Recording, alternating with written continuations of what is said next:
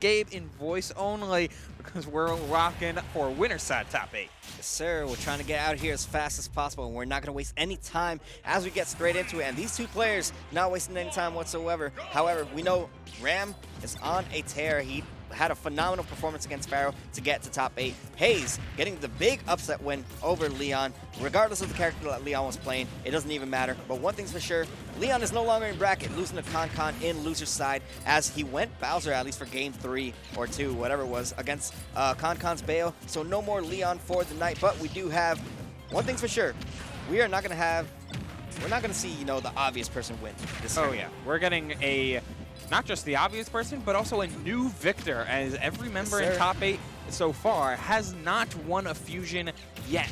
So we'll be crowning a new king at the end of that, and these two are trying to fight their way through it as Ram and Haze are already knee-deep in their first stocks.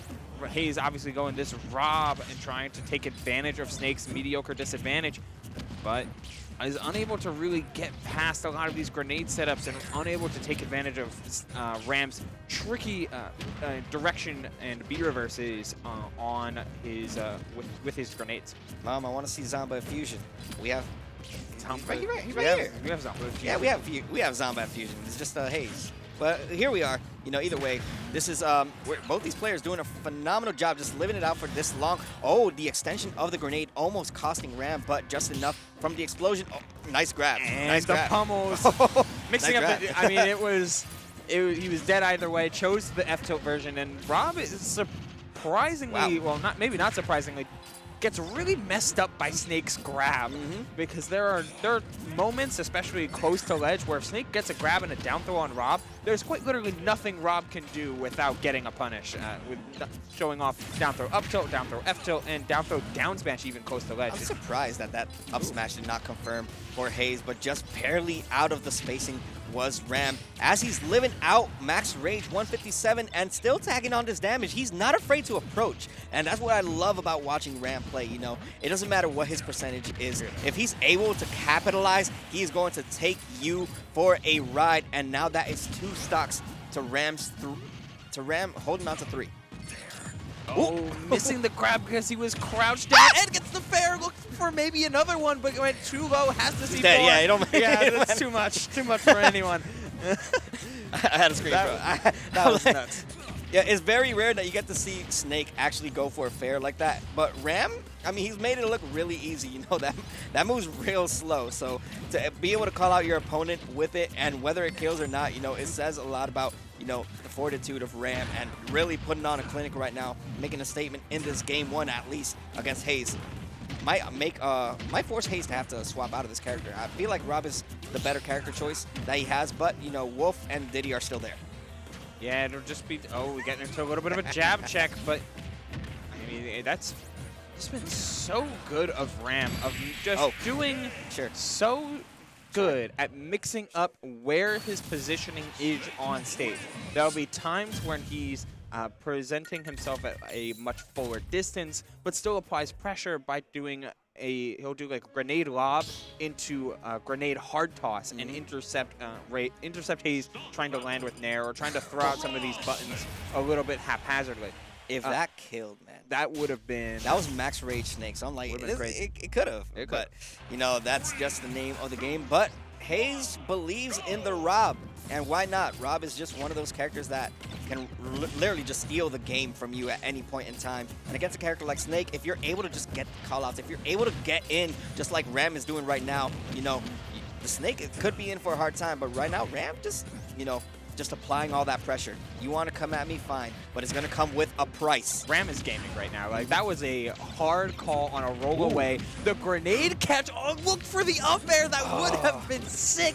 If he had his jump. The catch for on the double jump Nair would have been awesome, but Snake can just be, he can be so close to killing you. Again, trying to catch Haze rolling towards the corner, doesn't find it.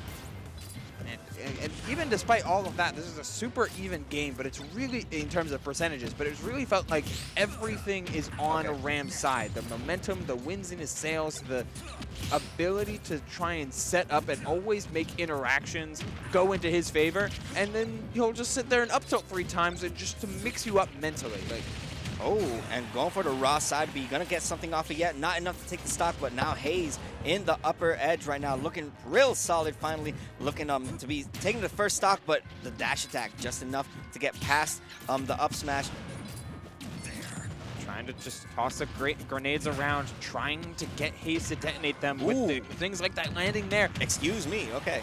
Ends up behind, but the jab's still connected. That was certainly an Smash Ultimate moment, and hotbox. Oh, okay, Ram. There's just something about the way Ram plays Snake that really just makes him stand out from every other Snake main. And I don't know what it is, but it's just the unorthodox playstyle at times. You know, he's not doing what you would expect Snake to do all the time. And when he goes for those weird, like, what the hell is this option? Why are you doing this option kind of play? It's just like, it pays off. And living once again, I mean, Ram just doing a phenomenal job with surviving. We saw this already in game 1 where he lived up to 160. Now he's at 188. What do you have to do about it besides all of these landing nairs, trying to set up for more C4s, and he, you know, fixes his glasses, adjusts his mask. You're at 180. You're going to be riding on the edge if you play as quickly as Ram does, and I feel like that's the difference maker against a lot of the Snakes. Like, Sensei loves to set up CQC and sticky scenarios. Zekinator plays with a whole lot of tech. Ram does a lot of doesn't do as much of the crazier setups or the close quarters shenanigans, but what he does do is make all of his setups extremely quickly, giving you very little time to process everything that's happening on screen. Yeah, and you know, it's just like, it's just the character knowledge, you know, the way that he sets things up. It kind of forces you in a bad situation, but Haze doing a phenomenal job so far. We're talking so much about Ram. We got to talk about what Haze has been able to do and the clutch factor coming out, whether it's Rob, whether it's just Haze playing at a better pace right now. It seems like, you know, he's finally figuring something out against Ram, but the back throw into the dash attack, that's going to tack on a little bit more damage. Ram in a bad spot right now, but gonna barely live it out as he DIs that properly, but the frame trap was there. Yeah, that was... Oh, he gets the drop zone bear. I mean, that was, at the very least, a punish. Has to use his air dodge and uses it up to go back to ledge. That was such a good defensive mix-up. I mean, he survives with the proper DI as well. Fastball air dodge that time. Ram in disadvantage is proving to be a house and finding so many of these grabs. Looking for maybe trying to challenge there. Wow, Ram is crazy. Ram is on another level right now. He's avoiding every single interaction that should kill him, as the gyro finally is enough to kill him. 76% though, and you have a Snake who, even if they're gonna, oh my god! Oh, I thought it killed him. He expected the DI in when he caught the landing with the up tilt in order to get him to the grenade. That was so Ram is playing wild, but Haze is always just like knocking at the door, just always being enough of a threat, finding little punishes, but you've got to make them extend into something that matter. He's trying to condition Haze, and he conditioned the shield, finally realizing he went for jab multiple times in that last few seconds. Said jab, all right, roll? No, jab, what's your next play? Spot dodge? I don't know. All right, jab instead. He decides to go for, he saw the spot dodge. He said, okay, this time, I'm just going to stick this on you.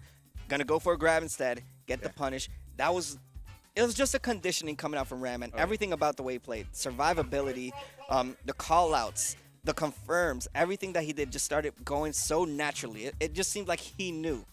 And for somebody to really know at that consistent rate, like, you know, what's going to happen, what my opponent's going to do, you know, it gives me a little bit of like MKLeo vibes, because, you know, MKLeo really just understands what their opponent's going to do. Ram gave us a little bit of sneak peek what he knows about his opponents and called out almost everything and anything that came out from Haze. But even then, Haze displayed a wonderful performance, you know, fought back hard, but when it mattered the most, you know, it was a little bit too late.